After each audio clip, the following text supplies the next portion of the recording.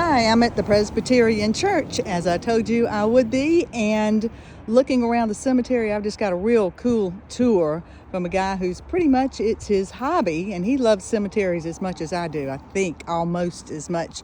But the main man that I want to talk to is Joe, and tell me your last name again. Farinini. Farinini. Nice, yeah. Nice. It's Farinini if you want to be Italian. Farinini. You're from New York. Yeah. Yeah. Upstate. How did you get started in all of this renovation? Through an interest in genealogy, finding my own family graveyards in bad condition, and instead of just complaining, take action, do something, learn how to do it properly so you're not contributing to the problem, and it's been a venture. What do you think about this cemetery as far as what's happening to it? This would be a never-ending process. Well, everything needs maintenance. Right. We think carved in stone means last forever, and it does not.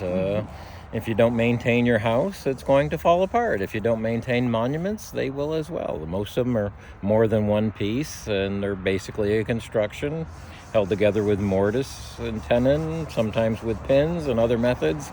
And if that mortar that's in there leaches out over time, just like a brick building, if you don't keep pointing up your bricks, you're going to have them falling out. So, well, I understand this cemetery was formed in 1787.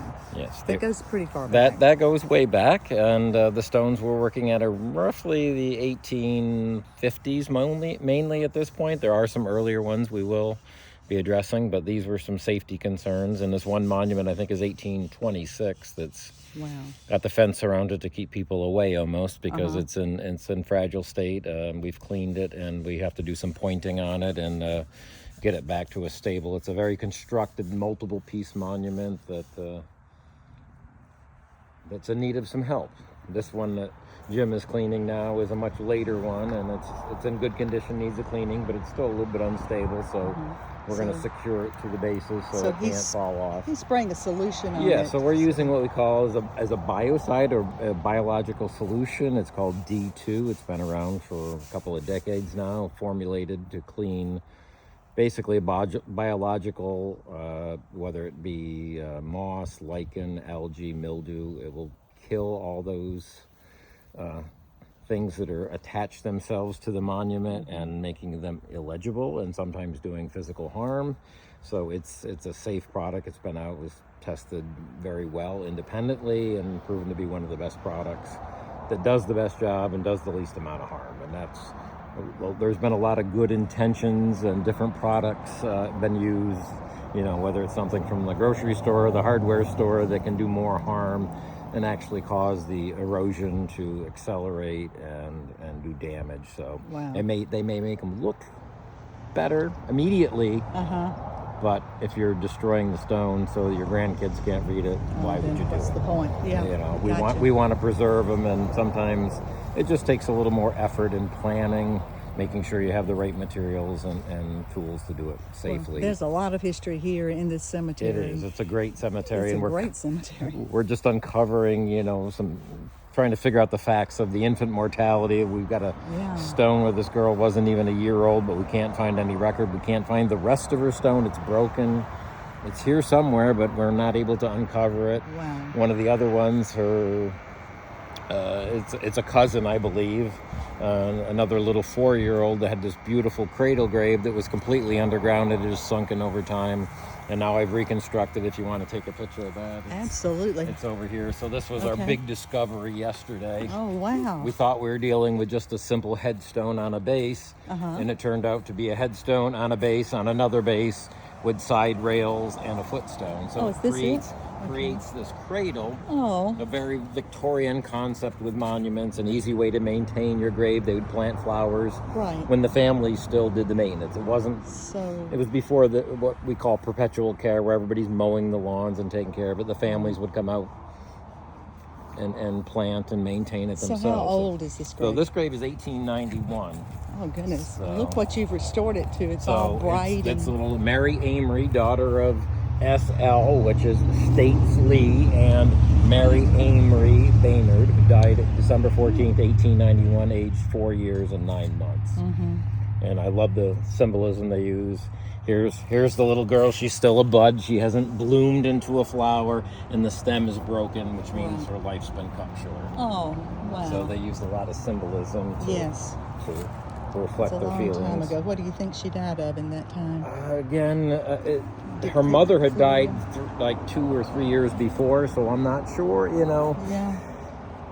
There's a lot of infant mortality at those times, and the simplest thing, an infection would kill you, or around the mid 1800s, it was a lot of diphtheria, cholera. They had everything. They had it all. There's probably even smallpox at that time, and again, remote areas where you didn't have the best health care, maybe not even having access to doctors. Well, not just historical, but this is a beautiful little cemetery. It is. It's like a miniature of Bonaventure in Savannah. Yes, with the trees, it just and the buildings and the early chapel and everything. Yeah. It's just a perfect setting. And cemeteries are so important to the church or the church family and the community, because the church was actually formed in 1685 before there was a building. They met somewhere on Edisto. And then the building wasn't built originally until 1830 and then renovated in 2002.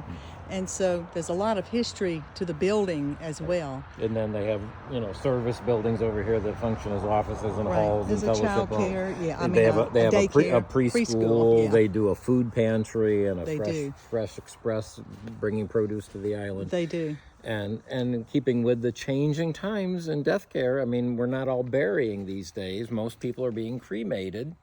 So one of their parishioners donated this columbarium in the back. So I wondered see what that you see the was. Celtic cross in the center. There's a circle with 2 sections of niches where the cremains would be inserted in there. Right now, I think they're set up for 96. But as time progresses and they need more use, those that are serving as benches around it can be built as new columbaria. And it becomes a full circle Nice. with the Celtic cross in the middle. So I think I want to be scattered. What about you? I just make sure I'm dead before you do anything to me. It's not my problem when I'm dead. It's who's left. So many of these old graves they did bury alive, like Julia Legree in the back. And there are many horror stories There are over horror the time, stories, and devices created to keep that from happening. And bells, have you seen that? Yep, and coffins with visible panels. You could actually see the face even after they're buried. So it's kind of creepy. Well, it's a good way to keep watch on them to see if they're still breathing. Yeah, but anyway, yes, well. So it's a very, very peaceful place. Still being used. So Here's the old prayer chapel. They have a very good parish here, very lively and active people. So I've attended here several times. The monuments become unstable and dangerous. We have to make sure, right? To preserve the monuments and their person's memory, but it's also human safety of the people that are walking from the church to the hall. This is a little prayer chapel, open to the public. It looks very old. It is. I don't know. Jim can tell you probably more of the history. His family's been on this island since 1720. Oh, wow. He's another whole video, I think. Exactly. Yeah. Yeah. Well, Joe, how much longer are you going to be here? I'll be Between here. Here and Trinity Church as well. Trinity, I'm finished with that project for this year. I'll be back next year, January, February, to work there as well. Did you work on cypress trees? Cypress trees was last year. We did a few days to finish up a few things. I've still got a little more to do on some complicated things that take time, but that's looking really good. We fixed the major monuments. There's still a couple small ones that need some chemical treatment to stabilize them. And like here, this I'm working about, somewhere between 7 and 10 days now, and probably be back next year to work on the bigger box tombs, the more complicated. Well, cemeteries are your life. It is. It's kind of funny. It's an interest in history brings you here, and the stories that these monuments tell. That's got to be meaningful. Keep you coming back. You learn. You learn. Yeah. That's what David, who's in charge of buildings and grounds here, says. How do you remember all this stuff? You travel the country, do things, and you just delve into the family history because that's what it's about. I'm not fixing a building that maybe somebody cares about or doesn't. Somebody cared about these people, right. and at some point their great grandchildren are going to come here looking for that piece of family history, the missing link in their genealogy maybe, or just to rediscover the roots, and hopefully it'll still be here for them to witness and appreciate. Well, we're glad you're here on Edisto. Welcome. Are you enjoying the rest of the area while you're here? The weather is terrible, I tell you. Hard to take, huh? Yeah, so it was 15 degrees yesterday morning at home, so, Yeah. Everybody's complaining when it's 40 degrees here. You gotta That's our high. admit, we kind of live in a paradise here. I don't know if I'd want to be here in the summertime with the humidity, but, you could take it. You bear through it. Yeah, it's nice. It's a nice winter place to work, and the people are just fabulous. Yeah. I mean, the parish here and at Trinity, they're just such an active group that are really caring for the community, both. Well, we're so glad you're here. Both previous members and the current. So it's really, it's like what America used to be. It seems like we've diverged so far from caring about others and taking care of each other, and it still has that small town community feel here. So it's a pleasure working with people, not for them. Absolutely. Well, thank you, Joe.